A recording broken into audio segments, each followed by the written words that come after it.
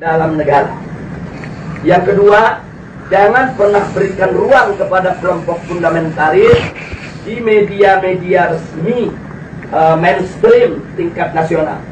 Yang ketiga, yaitu jangan pernah memberitakan segala kebaikan sebesar apapun yang dilakukan oleh kelompok fundamentalis. Yang berikutnya, setiap kesalahan sekecil apapun yang dilakukan oleh kelompok fundamentalis harus diviralkan, harus disebarluaskan, dan harus diulang-ulang. Nah, supaya itu melekat di hati masyarakat bahwa mereka adalah orang-orang yang tidak layak untuk diberikan tempat di kita punya negeri atau di negeri Islam. Nah, kemudian nggak sampai di situ, kelompok fundamentalis yang manapun jangan pernah sebut mereka dengan rentetan gelar-gelar akademik mereka. Nggak boleh. Apakah itu gelar-gelar kehormatan di tengah masyarakat atau gelar akademik, profesor, doktor, dan lain sebagainya, jangan.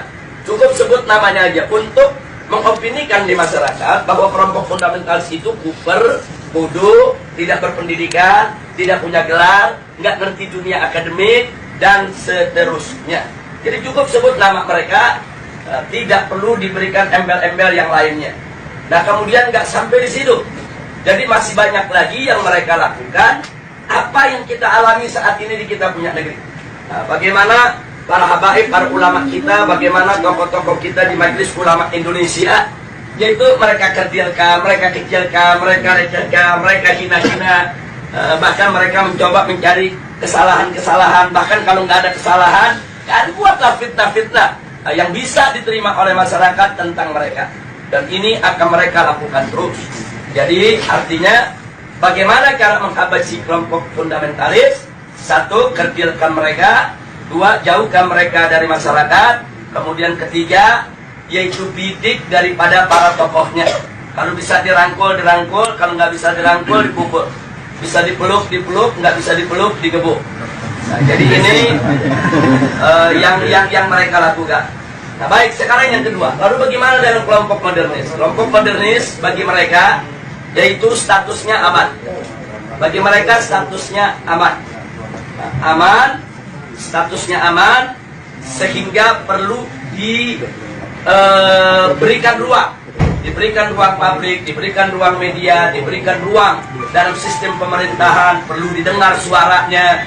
Dan kalau ada dari mereka yaitu punya kesalahan, tutup itu kesalahan, jangan diviralkan. Kalau mereka melakukan kebaikan, sekecil apapun kebaikan, maka itu harus diviralkan dan harus disebarluaskan. Dan penyebutan nama mereka harus lengkap dengan segala macam rentetan gelarnya, gelar kehormatannya, dan seterusnya, dan seterusnya. Jadi posisi mereka dianggap aman. Nah, kemudian yang ketiga, kelompok liberalis. Kelompok ini mereka berikan status sangat aman. Nah, kenapa diberikan status sangat aman? Karena kelompok ini bukan hanya sekedar dianggap kawan, tapi sudah dianggap sebagai antek. Beda kawan dengan antek. Kalau modernis itu masih kawan barat, tapi kalau sudah liberalis itu antek barat. Nah, jadi mereka sudah tidak ada nilai kritis sama sekali. Nah, tapi justru kelompok ini yang mereka besarkan. Kelompok ini harus dibesarkan di seluruh negeri-negeri Islam.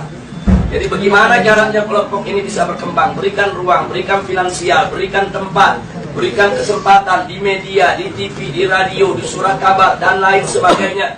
Kemudian pendapat-pendapat mereka viralkan, seolah-olah itu merupakan pendapat daripada masyarakat Islam internasional, dan seterusnya. Dan libatkan mereka, undang mereka kalau ada konferensi-konferensi internasional di mana saja, untuk lebih memantapkan posisi mereka di tengah masyarakat. Dan kalau mereka punya kejelekan, sejelek apapun, sebesar apapun, yaitu supaya disembunyikan. Jadi jangan kaget kalau tokoh-tokoh liberal di Indonesia ada di antara mereka yang menghamili sekretarisnya, yang memperkosa pegawainya, tidak pernah muncul di media. Jadi semua harus ditutup, tidak boleh.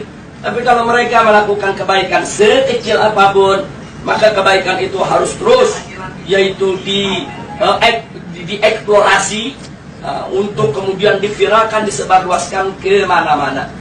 Nah, ini maka itu disebut ini kelompok status sangat aman. Yang terakhir, yang tradisionalis, kelompok ini masih diberikan status waspada. Loh, kenapa dikatakan waspada? Sebab kelompok ini walaupun mereka bukan fundamentalis, tapi memiliki 3 ciri yang sama dengan fundamentalis. Sehingga kelompok ini harus diwaspadai. Kalau kelompok ini tidak dijaga, maka nanti kelompok ini setiap saat bisa berubah menjadi fundamentalis. Nah, maka itu usul mereka, kelompok yang keempat ini dijaga. Nah, maksudnya dijaga bagaimana? Satu, jangan kasih mereka berdekatan dengan kelompok fundamentalis. Sebab kalau kelompok tradisionalis dengan kelompok fundamentalis duduk bareng satu meja, satu kursi, mereka diskusi, maka kelompok tradisionalis berpotensi besar untuk berubah menjadi fundamentalis. Karena perbedaan mereka cuma sedikit, perbedaan definisi ta'rif ad-demokratiyah. Itu aja yang mereka berbeda. Tapi dalam soal dukungan terhadap tatbikus syariah, dukungan terhadap igamatul khilafah, dukungan terhadap sikap kritis terhadap barat, sama. Nggak ada beda antara fundamentalis dengan tradisionalis. Mereka hanya berbeda di dalam mendefinisikan demokrasi. Yang satu mendefinisikan ya demokrasi bertentangan dengan hukum Allah sehingga harus ditangkal sama sekali. Yang satu lagi melihat bahwa demokrasi itu hanya satu cara yang kalau dibawa ke dalam ajaran Islam dia bisa islami, kalau tidak, kalau dikeluarkan dari ajaran Islam dia bisa bertentangan dengan ajaran Islam. Hanya ini saja berbeda. Nah, kalau mereka duduk bareng diskusi, maka kelompok tradisionalis berpotensi besar berubah menjadi fundamentalis menurut mereka, menurut Rand Corporation.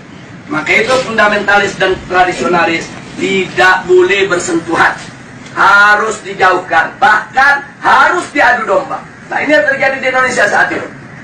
Bagaimana supaya dua kelompok ini diadu domba? Nah, kenapa ini yang harus diadu domba? Karena kelompok fundamentalis dan tradisionalis ini yang pengikutnya paling banyak.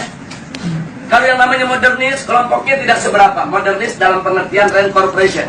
Apalagi liberalis. Mereka nggak seberapa. Mereka punya basis massa. Kita bicara basis massa akar rumput.